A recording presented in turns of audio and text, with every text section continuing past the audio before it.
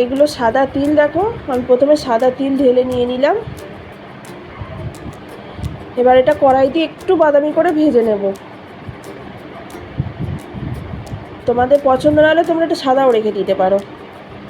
এবার এটা থালায় ঢেলে নিলাম একটু ঠান্ডা করে নেওয়ার জন্য। এবার গুড়টাকে মেল্ট করবার জন্য কড়াই একটু জল দিয়ে নিলাম। আমি 1 কিলো তিলে 4 ডালা ভেলি গুড় নিয়েছি।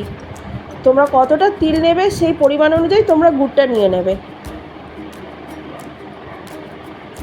এবার দেখো এটা একটু নাড়িয়ে নাড়িয়ে ভালো করে গুড়টাকে নাড়িয়ে নাড়িয়ে একটা চিটচিটে ভাব আনতে হবে। এটা আমি জলে গুড়টাকে ফেলে টেস্ট করে দেখছি,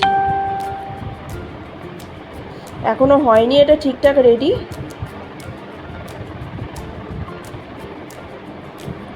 এখন এটা ঠিকঠাক রেডি হয়নি। যতক্ষণ না চিটচিটে ভাব আসবে ততক্ষণ ওটাকে মেল্ট করতে হবে। এই ফাঁকে আমি ভালো করে একটা থালাতে তেল মাখিয়ে নিচ্ছি যাতে তিলগুলো না লেগে যায়। এবার দেখো এটা দেখেই মনে হচ্ছে এটা রেডি হয়ে গেছে গুড়টা। এই দেখো একটা চিটচিটে ভাব চলে এসছে গুড়টার মধ্যে।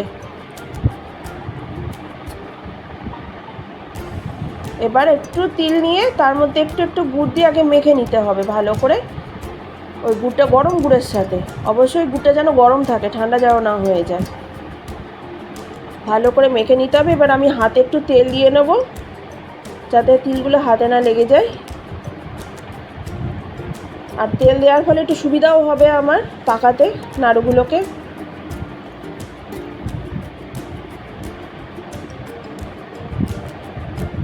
ভালো করে গরম গুড়ের সাথে তিলগুলো ভালো করে মেখে নিয়ে সেটাকে ডালা ডালা একটা গোল গোল শেপে আকার দিতে হবে। যত তাড়াতাড়ি সম্ভব করা যায় তত তাড়াতাড়ি করে নেওয়াই ভালো, কেন ঠান্ডা হয়ে গেলে আর এটা সেই শেপ আসবে না।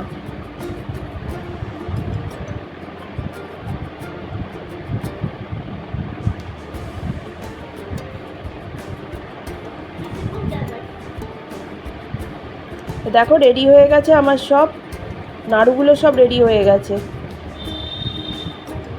এটা কিন্তু নারকোল নাড়ু, এর রেসিপি পরে দিয়ে দেবো।